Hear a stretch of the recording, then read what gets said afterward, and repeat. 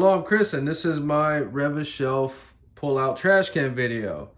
So I'm remodeling the kitchen. I've always wanted to pull out trash can. I had to buy that cabinet. We'll go over the dimensions in a little bit. Now, they make a whole range of these. If the price is high on them, it's probably going to have some heavy-duty brackets. This is sort of the entry-level one, coming in at $116, I believe.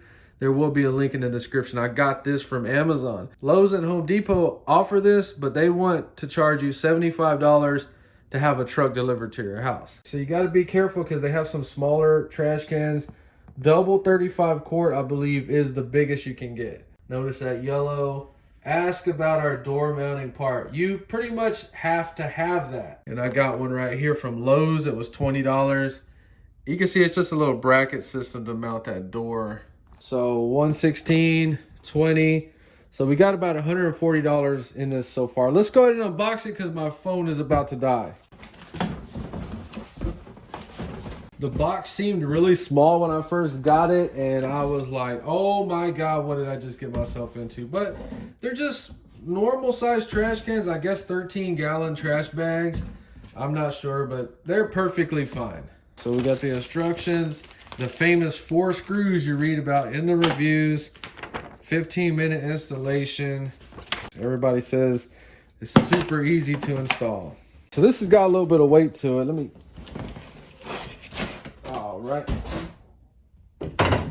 So you'll see these about $90, ranging all the way up to $300.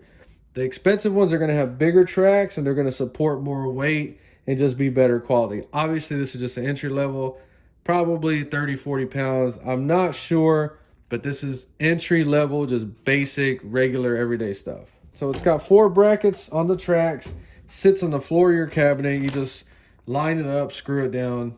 This is just the unfinished cabinets from Home Depot and Lowe's. You can see the dimensions right here. So when you're buying one of these, the critical number is this opening. This one says at least 14.5 inches, and we got 15. So this one's got something holding the track. So let's get this tape off. Sort of find which way it's going to pull out. As you can see, that way. So that's the front. You pretty much just come in from the front of the cabinet and set it on the floor.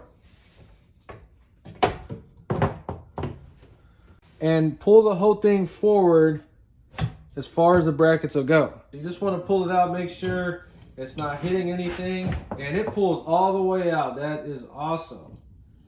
Goes right back in perfect. We just need to center it in the middle and just screw it down. So we're going to go ahead and take this door off. So this cabinet was damaged when I bought it, and I got 30% off for this. They are getting painted white, and we got the complete piece right there. So save money where you can. So just make sure you got it centered in there, and we can mark our holes. So we got our 4 marks. You want to pre-drill. We're using a 3/32 drill bit.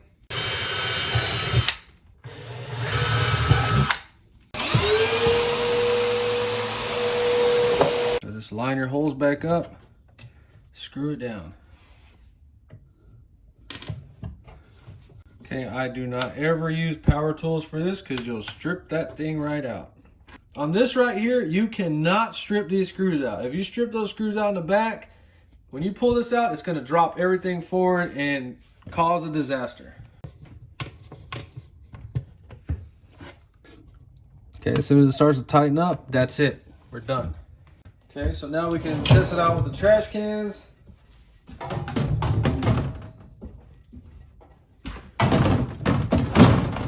So everything slides out just right. We can change these trash cans out. Plenty of room right here.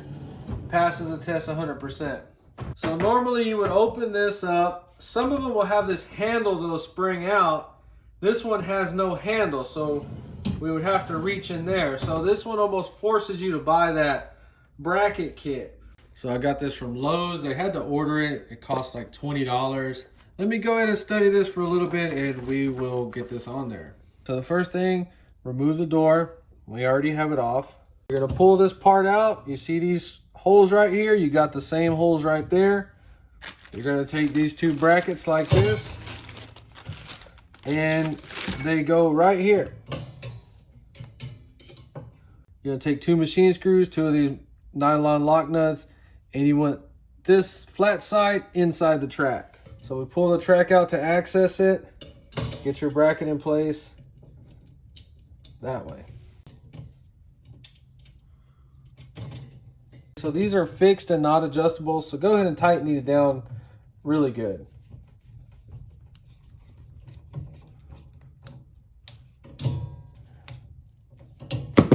So then you want to get these 4 big machine screws right here and go ahead and start them into these brackets. Just a little bit.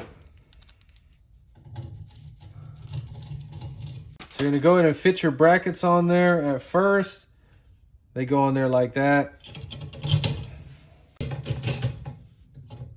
So you got the brackets hanging on there. Push this all the way in. And you see the adjustment that we have left to right. That's what these things are. They're spacers in case your cabinet doors come all the way out to the edge. Mine don't. These are staying on here for right now, so we'll go ahead and set them up. So we got the brackets adjusted where they're pretty much parallel with the cabinet face right here. So these brackets actually show with this cabinet door.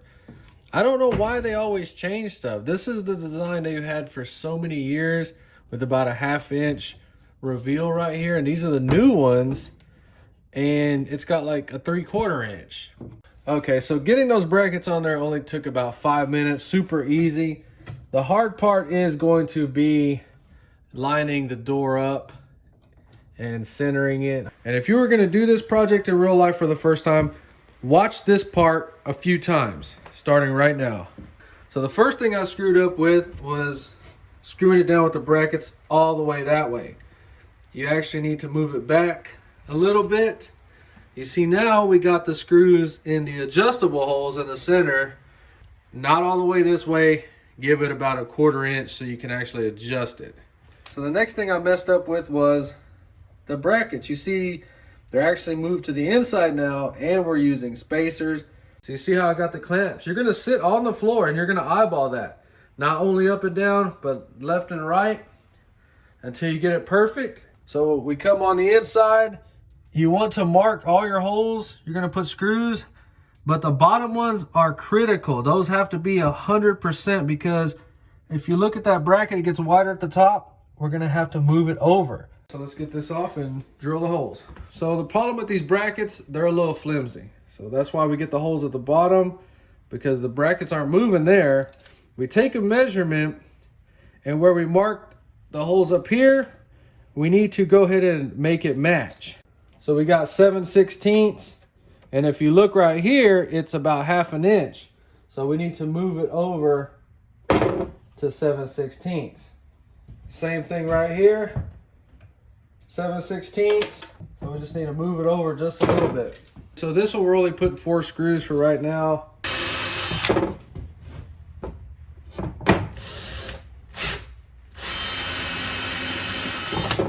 So now that we have everything pre-drilled, once we screw this down, it should be exactly where we want it.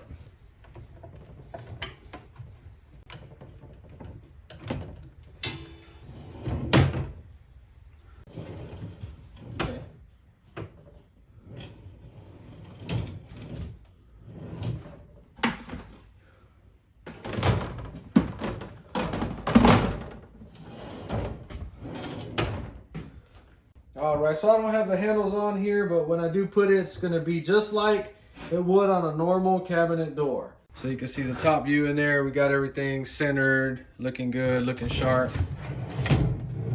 So a closer view of this. They pull out completely. Nice. We need to change the trash can. Very easy to remove. You see how our brackets came out looking beautiful. Everything looks straight and lined up. We empty our trash, put it back in here.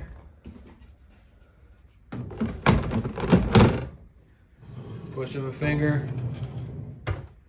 Beautiful. Drawer should fit in there with no problems, and it does. All right, so Rev-A-Shelf, I want to thank you. Not that you sent me this stuff for free, but for making a great product. $140. we were able to convert a normal 18-inch base cabinet into something truly beautiful. I also got this from that company. I think this was $40, I'm not sure, but it has some heavy duty hinges to turn this into a little tip down tray. So video coming on this. Well, that's it for the video. If you enjoyed, please like and subscribe, and thanks for watching.